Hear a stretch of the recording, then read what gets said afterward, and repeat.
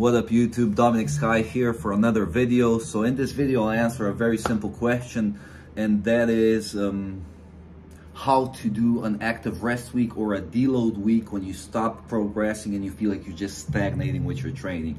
So Pangalango asked this question. I'm not sure if this is your name, but this is just awesome. Like, it just sounds fucking cool. Pangalango asked, so happy to see a new video. Thank you. I would really appreciate if you can answer my question. I've been training really hard for a couple of months now. Jesus Christ, a couple of months with no active rest week. That's impressive. You must be young. And I'm starting to feel really fatigued during my training. I remember that you mentioned something about active rest week on one of your video seminars, but I really can't find this information. If you could explain how do I structure my rest deload week, would mean so much. Thank you. All right, so let's get into it. So active rest week, let's first explain the difference between active rest week and deload week. So it's not a world of difference there, but there is some difference. So technically, if a person is working a lot on hypertrophy, so you're working a lot with high repetitions, you're building muscle, you're doing your curls, you're doing your pull-up sets of 10, 15, 20, in that case, after some time, after a couple of weeks, depends on your intensity and frequency, whether you're doing it twice a week, 3 times a week, and all of it. But usually after 3-4 weeks, like, you can expect to just feel sore as shit. And in that case, the solution is active rest week. So active rest week would be, instead of the usual training session, let's say you're doing, I don't know, you're doing 4 sets of 10 pull-ups, then you're doing some bicep curls, for example. Maybe you do 3 sets of 15, and then you finish up with rows. Maybe do 5 sets of 10 rows with a 2-second pause in the top. So that would be like a decent pulling hypertrophy routine for muscle mass. So it's not that much stimulus in the central nervous system. So it's not purely strength. We're not doing like 3-4 repetitions and just solely focusing on muscle activation in the central nervous system, but we're focusing on muscle growth and getting a little bit bigger, and then later on you can focus on strength, and that's one way to do it.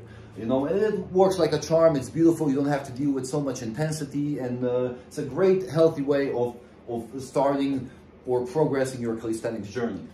So in that case, after a while, you're gonna feel some muscle fatigue, muscle soreness, and you just feel like you can't really fully recover. And in that case, you do an active rest week. So it means instead of 4 sets of 10 pull-ups, for example, you do 2 sets of 3 weighted pull-ups.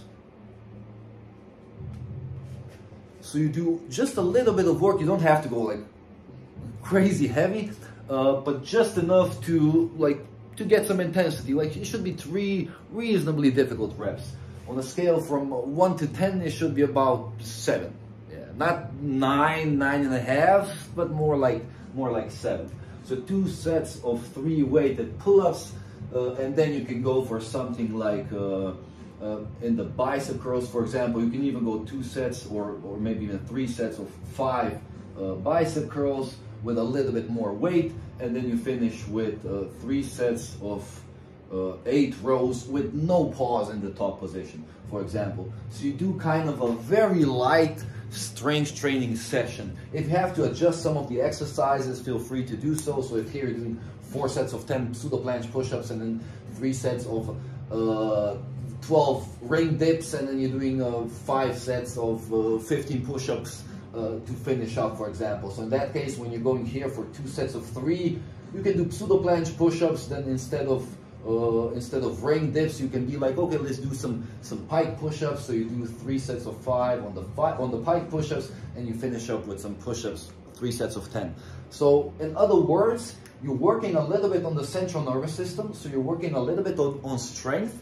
So the central nervous system is addressed, but there's not going to be a lot of muscle fatigue from this, because you're not doing your usual. This right here is a lot more volume, so you're not going to be sore from that session. Very little expected, but that way you recover the muscles and everything. So the week after that, you're actually a little bit stronger, because in the active rest week you worked on the central nervous system. So you're actually the muscles are going to recover. You're going to be less sore because you're not doing so much volume, but you're still going to be doing a little bit of work for strength. So when you get back to your hypertrophy work the next week, you can actually do even a little bit more because you've gathered your strength here and you fully recovered the muscles and joints are feeling great. So then you go back to your usual routine that you're working on. So that would be an active rest week. So active rest week, the easiest way to go about it. I usually do it every 4th week. So you do 3 weeks of work and then active rest week. Sometimes if I go very intense and I spar MMA and do a whole lot of conditioning as well, then maybe even 2 weeks of work and then something like the active rest week. So basically, you do about 2 sets per exercise. You do about 3 exercises and you go for about 5 repetitions. And again, you're not killing yourself. Don't go fucking 40 kgs, 2 sets of 3 here. You wanna, it's a moderately difficult session. So that's the active rest week. And then we have something like a deload week. If a person is focusing solely on strength. So let's say a person is focusing on their weighted pull-ups. So let's say you're doing your 20 kgs, 4x4, and then you're doing some front lever work. So let's say some front lever pulls. You do maybe 4 sets of 3 on the front lever pulls. Then you do perfect pull-ups. You do 3 sets of 6, and you finish with just pull-ups, for example, to really work a little bit. I like to do a little bit of hypertrophy or a little bit more repetition sometimes, even during the strength training session, towards the end of the session when the central nervous system is a little bit fatigued. So if we're training for strength, the first couple of exercises, actually the first 2 exercises are most important because that's when we're fresh. That's when the central nervous system is feeling amped up. But after about 5, 6, 7, 8 repetitions, you can start to feel some fatigue. Not muscular fatigue, like you don't feel like the bicep is getting so much pump you can't even lift the arm, but it's just you feel overall kind of, well, I feel like exhausted. It's not like a muscle is sore or something, you just feel a little bit tired. So that means the central nervous system has accumulated some fatigue. For a beginner, it can actually take some time before that happens, so a beginner can progress. If somebody's just starting training, they can go up in weight, and all of that, and the central nervous system is going to adapt. But the more advanced you are, the more advanced you become, the more you can harness your central nervous system, so to speak, the better your muscle activation is, and you're kind of using your muscles almost to your full potential. So a complete beginner cannot even use their central nervous system correctly, just because like the movement pattern is not yet established, so they're just learning stuff. It's hard for them to really get the most out of it. So that's why this is for a bit more intermediate and advanced athletes. And in that case, the fatigue is going to present itself in a couple of weeks. You're just either not going to be able to pull the weight, or like, man, I forgot the name, it was an awesome name. Or you're just going to feel tired. Like you just, like, it's not like your bicep or anything. You're just feeling overall exhausted, or even if there's some acute pain, so maybe just the left shoulder has been bothering you, like in front of it, like, and it's getting like from week to week, you're feeling it, it's not really getting better, then it's also a great time to do a deload week. So deload week. So in that case, you quite literally do this. Just a little bit less volume. So I would go for, if you're doing 20 kgs, 4x4, front lever 4x3, okay, it's blah, blah, blah. Okay, so deload week, if that's exact session, the way I would do a deload week would be, I would go for bodyweight pull-ups. Bodyweight pull-ups, I would do 3 sets of 8, nothing more. Then I would go for some, maybe an arching active hang or a tuck front lever hold, for example. So a variation that's easier and less and quicker to recover from. So something like, instead of doing the full front lever pulls with high intensity, here you go with a tuck front lever hold, maybe 3 sets of 8 seconds, 10 seconds would be beautiful if you can do so. Or if even a tuck front lever is a bit too much for that deload week, you feel like you want to go even lighter, you can just do arching active hang. So the press, retract a little bit and just hold arching active hang at a reasonably intense level for about 10 seconds, and then you go down. So basically some bodyweight pull-ups or some perfect pull-ups here. It's also a valuable thing to do, provided it's not too difficult for you at the moment. So bodyweight pull-ups, tuck, front lever hold, 3x8. Then I would do maybe some curls. So sometimes, or even before that, I would rather do rows. So on rows, 3x12, that should be fairly easy for a person who can do this session. So 3 by 12, and then finishing with curls. You can even go 20 kgs and do 2 sets of 40 repetitions or 30 repetitions, just to really increase the blood flow. The bicep, like, it's cool to do 100 chin-ups and all of that. The bicep is really an endurance muscle, so it likes a lot of repetitions. So that's kind of how a deload week would look like. And it's important also, considering you're usually training strength, don't go too crazy intense here. Don't do like a legit hypertrophy session. You're like really pumped afterwards. Like, man, that was intense. Like, because then again, you're gonna accumulate some central nervous system fatigue, and you might just be sore as shit.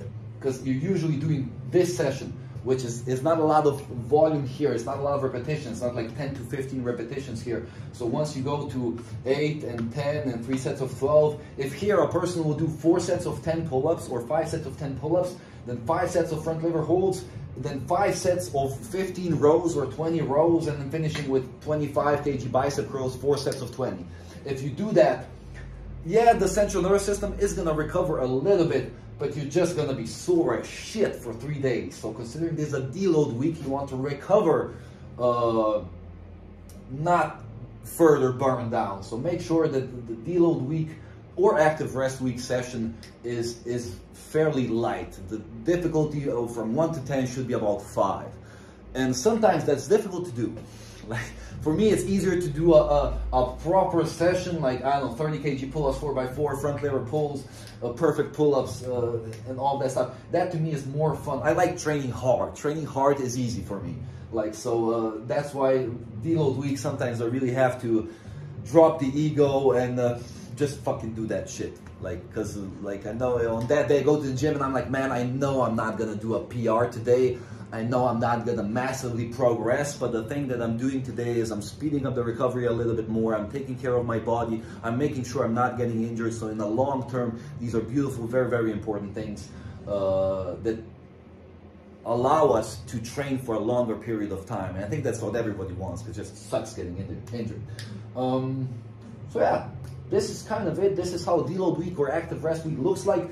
If your sessions are kind of mixed up together, so maybe you do 2 sets or 2 exercises for strength. You do your weighted pull-ups and you do your front lever, or you do your military press and handstand push-ups, or you do your military press and planche work, and afterwards you go for a bit more hypertrophy, to not only just to get bigger muscles, which is obviously is cool as well, but also to establish the movement pattern. So if here you're doing like the heavy overhead press, then afterwards finishing with something like the pike push-ups is really great stuff to really work on that overhead press pattern and to really improve it and to really get stronger there.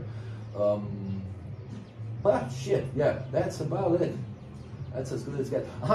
So if you're doing a little bit of a mixed thing, then after 3-4 weeks, see how you feel. Note how you feel. If you feel like your strength is going down, then it would be a good idea to take a deload week. So if you feel like your strength you feel like just more and more fatigued, you wake up and you just feel fucking tired as shit, despite the fact that, let's say, you're sleeping well and eating on point and didn't go out and get drunk as shit and got to bed at 4 a.m. and actually did all the correct things for recovery. If you're serious about your training. If you're not, then that's fine with me as well. Go fucking get drunk. Like, that's cool as well. I did my share of drinking as well. Nothing wrong with that. Maybe it's not optimal, but it can be fun. So yeah, basically, note how you feel. If you feel like you're just getting tired and exhausted, obviously try to get your sleep on point. This is the easiest thing in the world you can do to improve your recovery, is get your sleep on point. I know people love jumping into ice baths and protein powders and fasting and all sorts of shit is done these days, and physiotherapy and cupping and all that shit. And none of it is like really is bad stuff, but if your sleep is shit, let's say you're sleeping 5 hours a night and you want to be a professional athlete, man, all those ice baths and all that suffering and the physiotherapist and the chiropractor's office and all the myofascial release and all that suffering and pain, all that pain is just it could not be there if you just slept on point. So just sleeping on point is one of the most beautiful things you can do to speed up your strength training, speed up your recovery, and also to feel like a fucking king. These days I'm in bed by 11 and I woke up at 9. I know that's a long time in bed, but it usually takes me some time to fall asleep. But I like to sleep at least 9 hours. It's very important to me. And if you go to bed at the same time and wake up at the same time, you can actually sleep even less and have the same recovery. And have great recovery. While if it's random, you actually have to sleep more in order to get the same amount of recovery.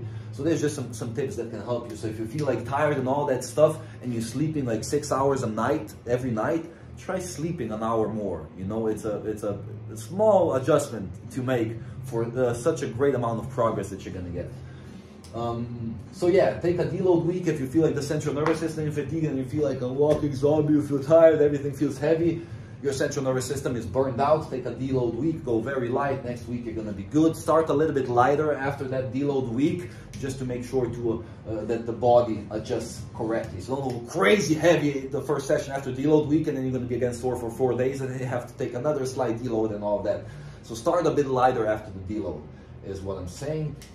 If, however, you feel like the central nervous system is feeling good, like you feel like you still got some strength, but you just feel like the muscles, like just muscle tightness and overall fatigue. You feel like it's just your biceps a little bit sore, forearms a little bit sore. Like it's not crazy, but it's a little bit less than optimum. In that case, you can take an active rest week and still do a little bit of strength work, so the central nervous system still gets some stimulants, but you do less volume and you do less intensity and you do less repetitions, so the muscles can recover.